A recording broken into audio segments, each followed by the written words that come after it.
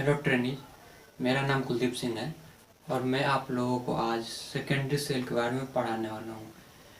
सबसे पहले हम लोग सेकेंडरी सेल में आप लोगों को इंट्रोडक्शन बताऊँगा।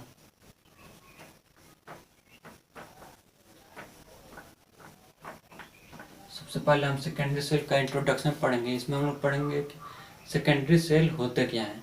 उसके बाद से हम लोग पढ़ेंगे प्राइमरी सेल,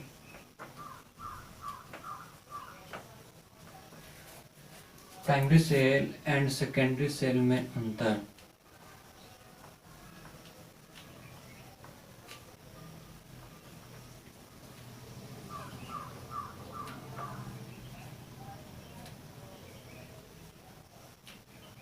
पहले हम लोग इसका इंट्रोडक्शन पढ़ेंगे, उसके बाद हम लोग पढ़ेंगे प्राइमरी सेल और सेकेंडरी सेल में अंतर। उसके बाद पढ़ेंगे कि हम सेकेंडरी सेल का यूज कहाँ करते हैं, सेकेंडरी सेल का प्रयोग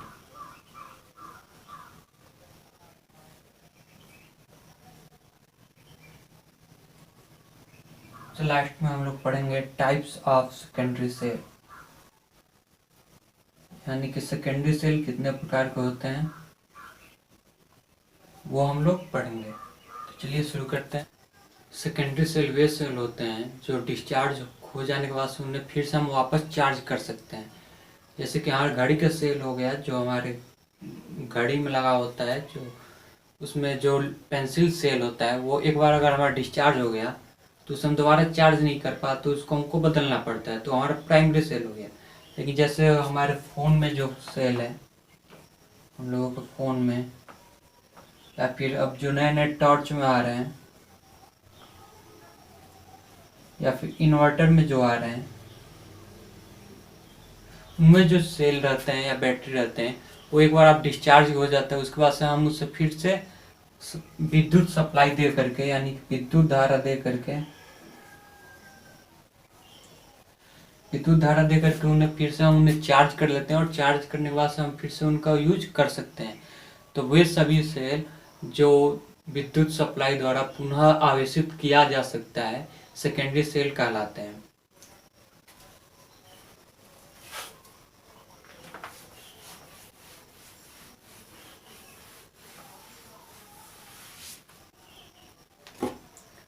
देखिए इसकी आप क्रियाविधि को समझिए। जैसे यह हमारा एक सेकेंडरी सेल है,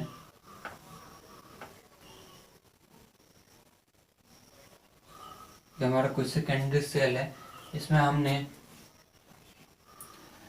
डीसी विद्युत धारा दिया।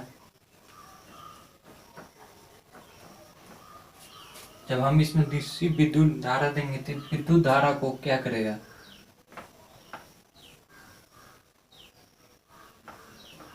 रासायनिक ऊर्जा, वो उसको रासायनिक ऊर्जा के रूप में स्टोर कर लेगा, और फिर ये इस रासायनिक ऊर्जा को आउटपुट के रूप में डीसी विद्युत धारा देगा। यानी कि जो हमारे सेकेंडरी सेल होता है वो हमारे डीसी विद्युत धारा को एक रासायनिक ऊर्जा के रूप में स्टोर करता है, फिर उसको हमको आउटपुट के रूप में डीसी विद्युत धारा के रूप में प्रदान करता है। यही हमारा सेकेंडरी सेल होता है। इसके बाद हम लोग प्राइमरी सेल और सेकेंडरी सेल में अंतर देखेंगे कि प्राइमरी सेल और सेकेंडरी सेल में क्या क्या अंतर होता है।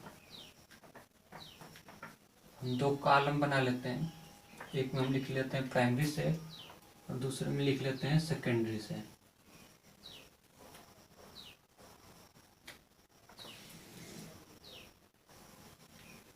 देखिए अभी अभी मैंने आपको सेकेंडरी सेल का परिभाषा बताया है, तो इस परिभाषा से आप लोगों को एक बात तो क्लियर हो गया होगा कि सेकेंडरी सेल को पुनः आवेशित किया जा सकता है, जबकि प्राइमरी सेल को पुनः आवेशित नहीं किया जा सकता। तो पहला अंतर तो यही हो जाएगा, इन्हें पुनः आवेशित नहीं किया जा सकता।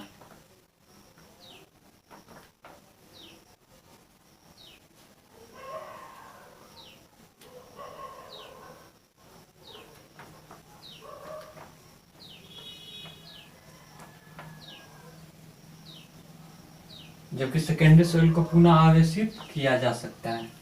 बस जो दूसरा अंत होता है वो प्राइमरी सेल का जो वजन होता है वो कम होता है, प्राइमरी सेल का वजन कम होता है, जबकि सेकेंडरी सेल जो है उनमें देखिए उनको बार बार चार्ज करना होता है। चार्ज करने के कारण उसमें रासायनिक क्रिया होता है, जिसके कारण उसमें केमिकल रिएक्शंस कराने के लिए उसमें कुछ न कुछ केमिकल रखा जाएगा, यानी कि विद्युत गट्टी पदार्थ रखा जाएगा, जिसकी वजह से इनका वजन जो है वो ज़्यादा हो जाता है।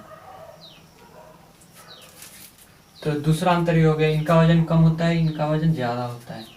तीसरा अंतर होता है कीमत का।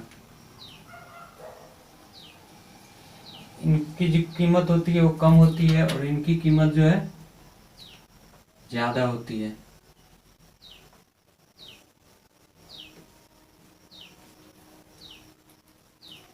उसका नेक्स्ट जो अंतर होता है वो होता है विद्युत धारा का। देखिए जो प्राइमरी सेल होते हैं वो जैसे जैसे आपके सेल पुराने होते हैं, यानी कि जैसे जैसे वो यूज होते जाते हैं, उनका जो विद्युत धारा है, विद्युत धारा की दर कम होती जाती है।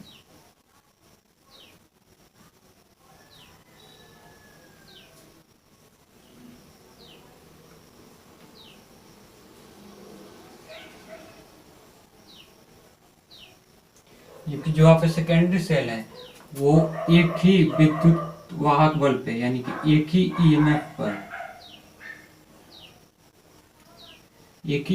ईएमएफ पर नियत विद्युत धारा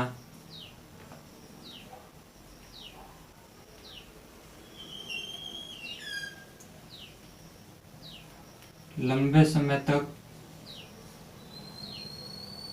दे सकती है।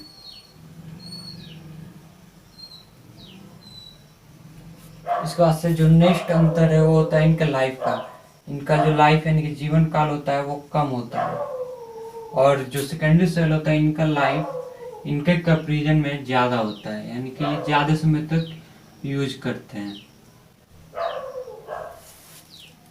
वैसे जो नेक्स्ट अंतर होता है प्राइमरी सेल और सेकेंडरी सेल में, प्राइमरी सेल का जो ईएमएफ होता है वो ईएमएफ कम होता है, जबकि सेकेंडरी सेल का आपका ईएमएफ प्राइमरी के कंपैरिजन में ज़्यादा होता है। यानी कि इसका जो आपका विद्युत वाहक बल होता है वो आपका कम होता है, जबकि आपका सेकेंडरी का विद्युत वाहक बल आपका ज़्यादा होता है। एक बार मैं आप लोगों को फिर से रिवीजन करा दे रहा हूँ, प्राइमरी सेल और सेकेंडरी सेल में क्या क्या अंतर होता है।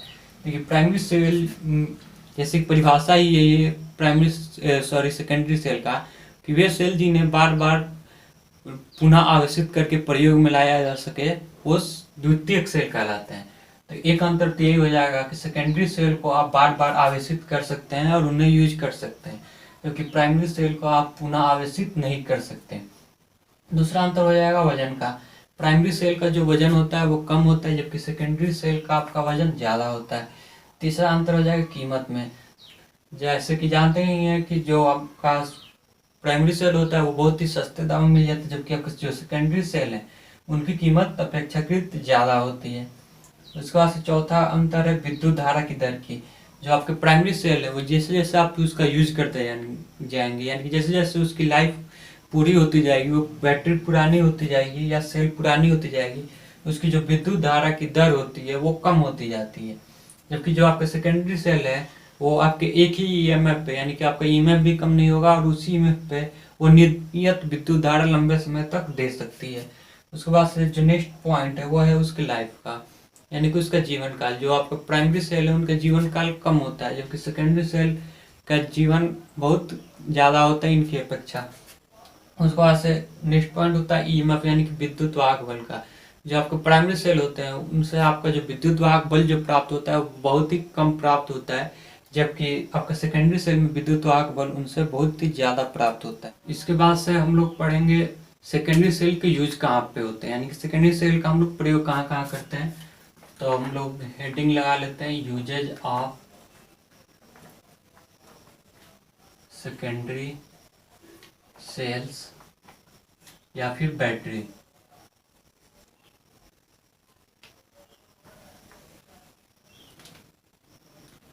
देखिए यहाँ पे बैटरी क्यों कहा जा रहा है पहले आप लोग ये बताइए। यहाँ पे आप लोग वीडियो पॉज कीजिए और कमेंट बॉक्स में जाकर बताइए कि यहाँ पे मैंने सेल्स ऑब्लिक बैटरी क्यों रखा हो। उसके बाद में मैं बता रहा हूँ आप लोगों को, तब तक आप लोग कमेंट करके बताइए।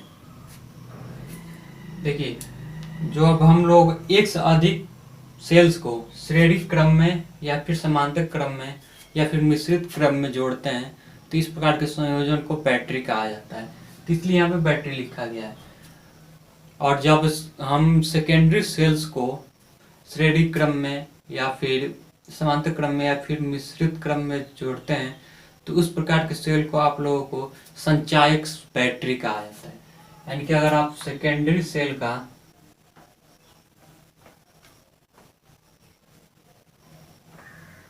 सेल्स का प्रयोग करके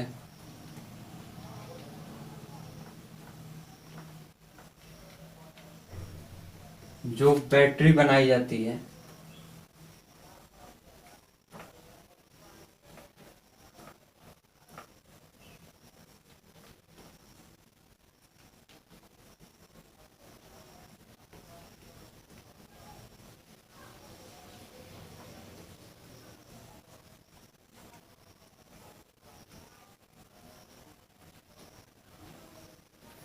सेकेंडरी सेल का प्रयोग करके जो आपकी बैटरी बनाई जाती है उन्हें संचायक सेल कहते हैं।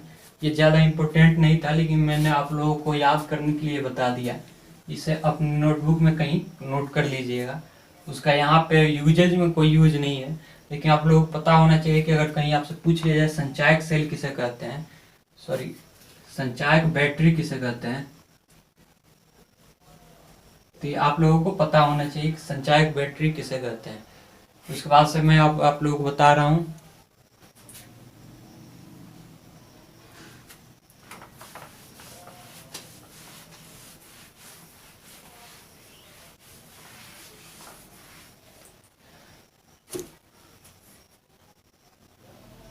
यूजेज ऑफ सेकेंडरी सेल्स या फिर बैटरी।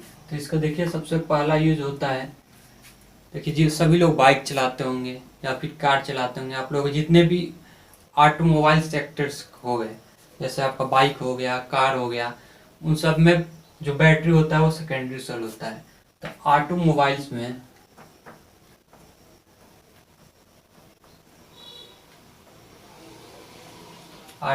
आप किस लिए यूज करते हैं? सेल्फ स्टार्ट के लिए और लाइटिंग के लिए।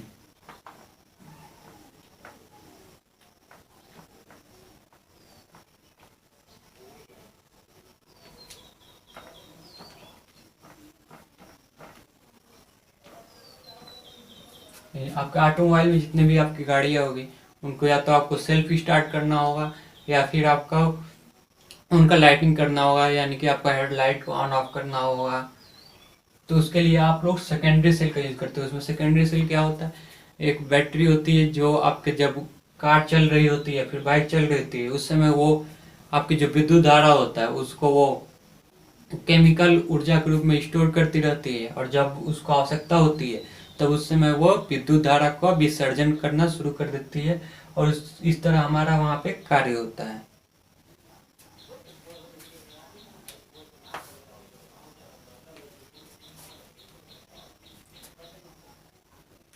इसके अलावा सेकेंडरी सेल का या बैटरी का यूज कहाँ होता है? ये तो सभी लोग यूज करते होंगे इमरजेंसी लाइट का। सबके घरों में इमरजेंसी लाइट तो रहता ही होगा। अब तो खैर इन्वर्टर हो गया लेकिन इन्वर्टर से पहले सबके घरों में इमरजेंसी लाइट होता था। इमरजेंसी लाइट में आपकी शीशा संचायक सेल होता था, लेड एसिड बैटरी, जो कि अभी अगर आप लोग घर पे होगा तो उससे आप देख सकते हैं। उसमें आपका इमरजेंसी लाइट जो होता है उसमें आपका सेकेंडरी सेल ही होता है। उसके बाद से अब तो कॉमन हो गया है, हर घर में आपको देखने को मिल जाएगा इन्वर्टर में। आप लोग इन्वर्टर में जो बैटरी होती है वो भी आप लोगों का सेकेंडरी सेल ही होता है। इसके बाद जो अब आप लोगों के घरों में जो टेलीफोन आ रहे हैं, जो लेटेस्ट टेलीफोन,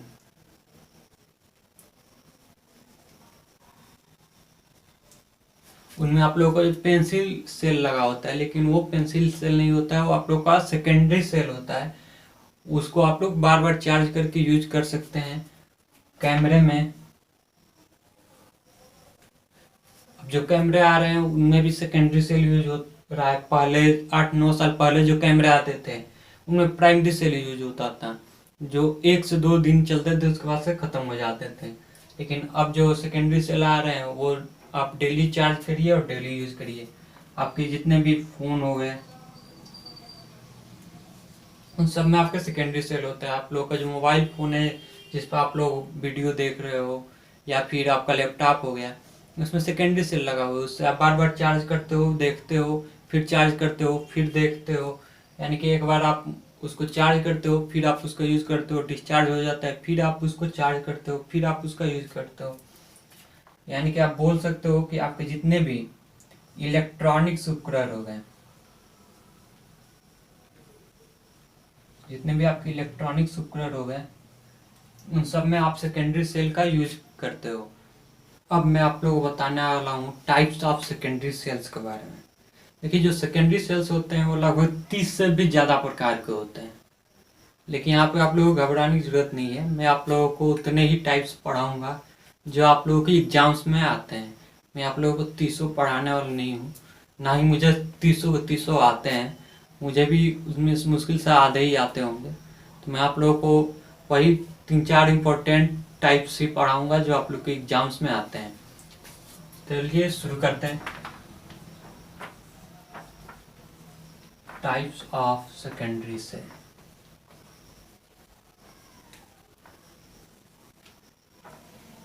अभी मैं केवल आप लोगों को उन सारे सेल्स का नाम नोट करवा दे रहा हूँ।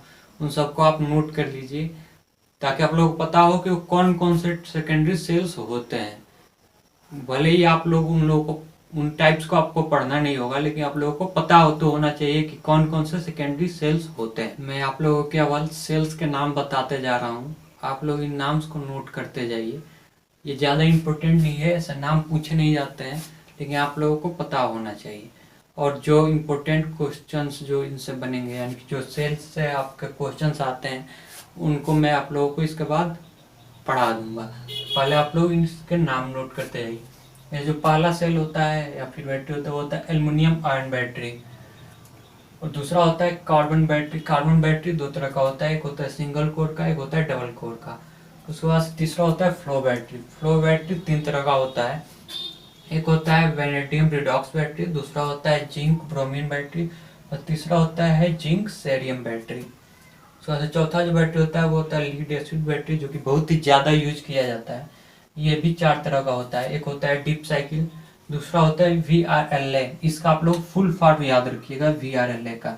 VRLA का होता है valve regulated lead acid battery. ये फुल फॉर्म आप लोगों से एग्जाम में पूछ लिया जाता है। बल्कि आप लोगों से ये ना पूछा जाए कि VRLA का वर्किंग क्या होता है, कैसे कार्य करता है, लेकिन फुल फॉर्म आप लोगों से पूछ लिया जाता है अधिकतर एग्जाम में। उसके बाद सबका जो AGM होता है इसका भी आप लोग फुल फॉर्म याद रखिएगा। इसका होता है एस्ट्रोनॉट ग्लास मैट। और उसके बाद से इसका जो चौथा प्रकार होता है लीड एसिड बैटरी का होता है जेल लेड एसिड बैटरी। इसके बाद जो नेक्स्ट प्रकार है सेकेंडरी सेल का वो है लिथियम आयन बैटरी। ये लिथियम आयन बैटरी 8 टाइप का होता है।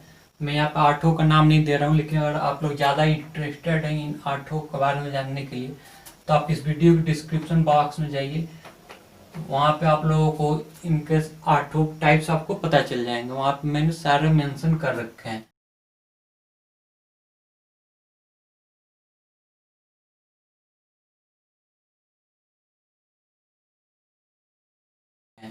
उसके बाद से आप ग्लास बैटरी देख, छठा होता है। उसके बाद 7वां होता है मैग्नीशियम आयन बैटरी। उसके 8वां होता है मेटल एयर इलेक्ट्रोकेमिकल सेल। ये 11 प्रकार के होते हैं। मैंने इनके बारे में भी डिस्क्रिप्शन में दे रखा है, वहां से जा करके आप नोट कर सकते हैं।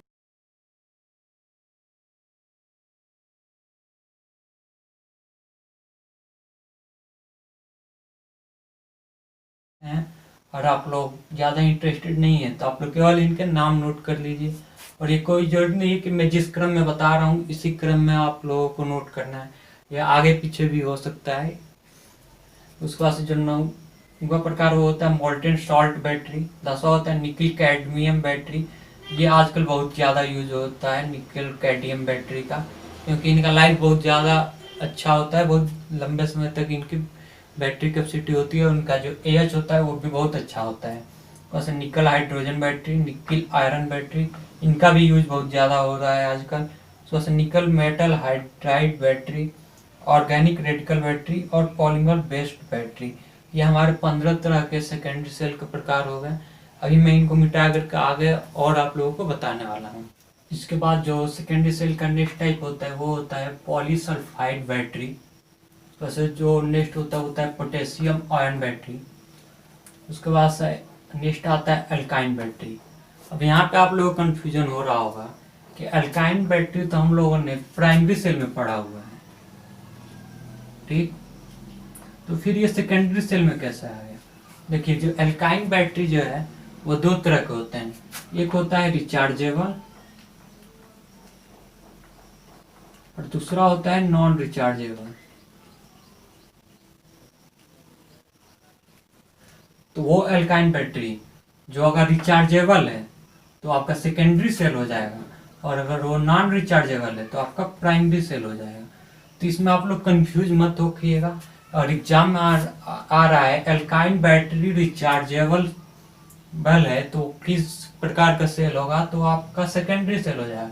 लेकिन अल्काइन नॉन रिचार्जेबल बैटरी आ रहा है तो वो पूछ रहा है तो आपका वो प्राइमरी सेल हो जाएगा। तो इसमें आप लोग याद रखिएगा। उसी प्रकार से जो आपका फ्यूल बैटरी है ये भी दो प्रकार का होता है। एक होता है रिचार्जेबल और एक होता है नॉन रिचार्जेबल। तो ऐसे अगर फ्यूल नॉन रिचार्जेबल बैटरी आ रहा है तो वो आपका प्राइमरी हो जाएगा, और फ्यूल रिचार्जेबल बैटरी आ रहा है तो आपका सेकेंडरी हो जाएगा।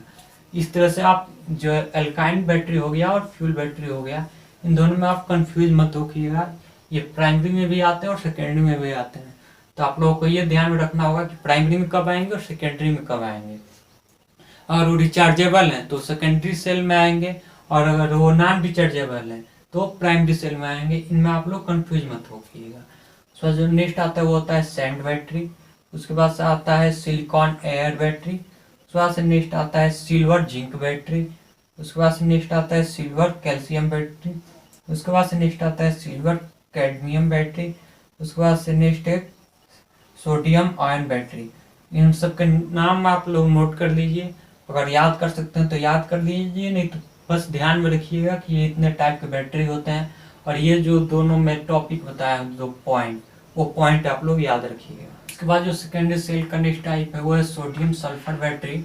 उसके बाद से जो नेक्स्ट है वो है सॉलिड स्टेट बैटरी। ये बैटरी आजकल बहुत ज़्यादा डिमांड में है। बहुत ज़्यादा डिमांड में क्या है, क्योंकि ये बिल्कुल सॉलिड होता है, इसमें कोई भी लिक्विड नहीं भरा जाता है, यानी कि शुष्क होता है एक तरह से, और इसकी लाइफ बहुत ज़्यादा लंबी होती है। आजकल जो आप लोग एटीएम देखते हैं, एटीएम आप लोग सबको यूज करता होगा। एटीएम में जो बैटरी होती है वो इसी तरह की बैटरी होती है, सॉलिड स्टेट बैटरी। उसके बाद से जो नेक्स्ट है super iron battery, ultra battery और जिंक आयन बैटरी।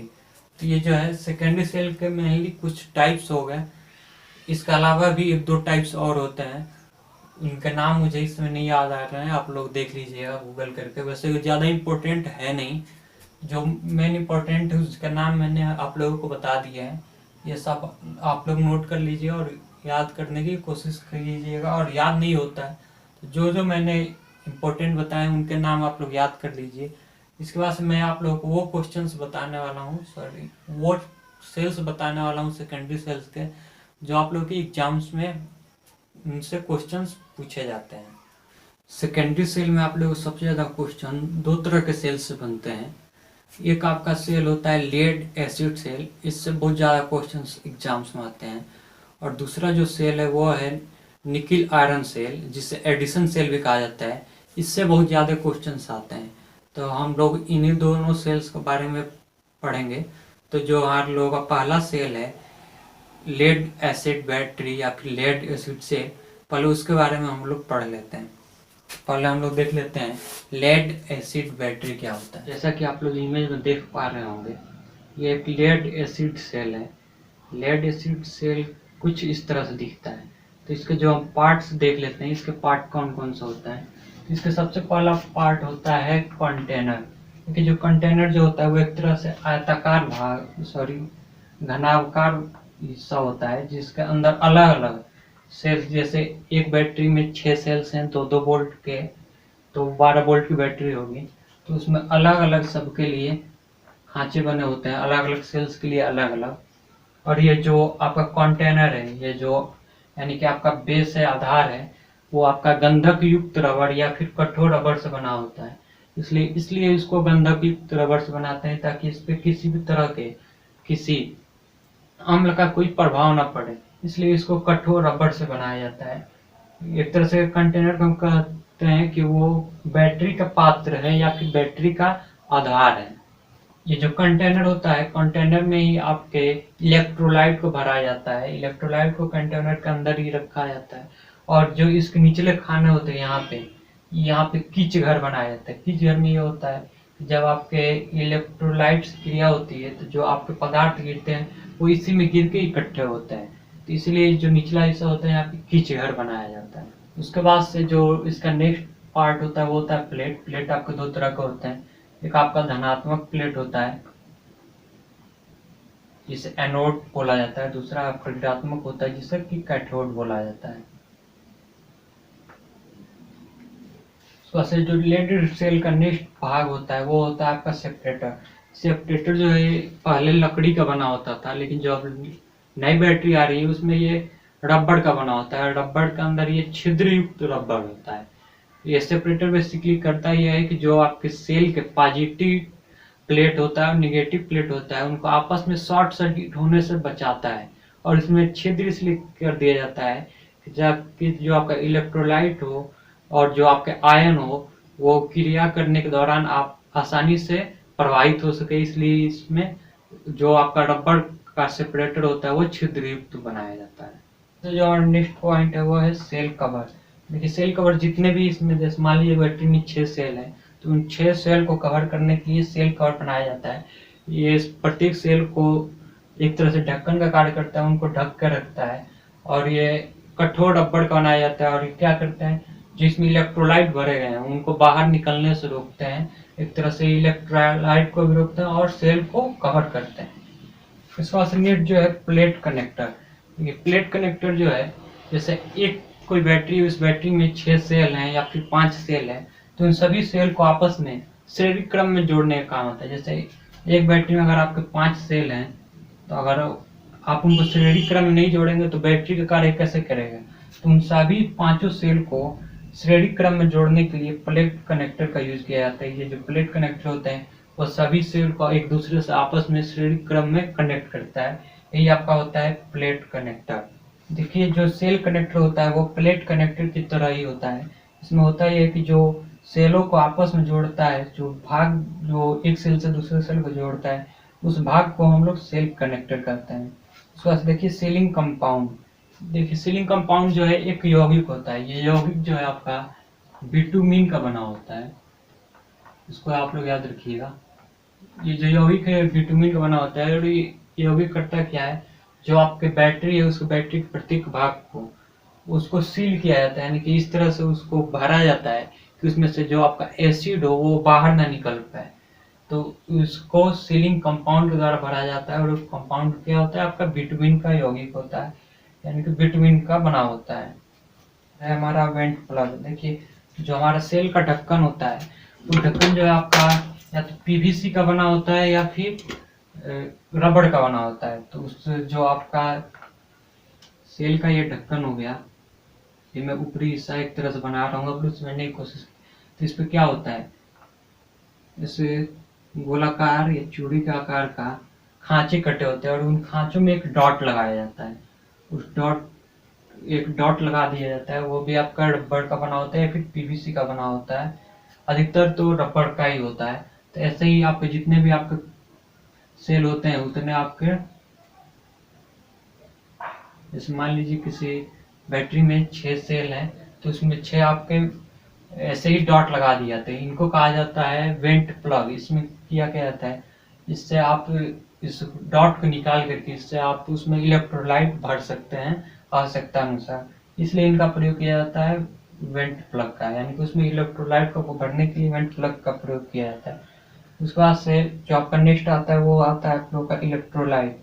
देखिए जो लेड एसिड सेल में या फिर लेड एसिड बैटरी में H2SO4 का प्रयोग किया जाता है, यानी कि सल्फ्यूरिक अम्ल का आप लोगों का प्रयोग किया जाता है इलेक्ट्रोलाइट के रूप में। और इसके साथ में आशुद्ध जल, यानी कि शुद्ध जल जिसका पीएच मान 7 हो, उसको मिला करके इसका प्रयोग किया जाता है लीड एसिड सेल का।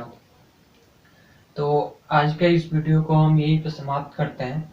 इसका आगे के वीडियो में हम लेड एसिड सेल के सावधानियां, इस केमिकल रिएक्शन और फिर एडिशन बैटरी के बारे में पढ़ेंगे।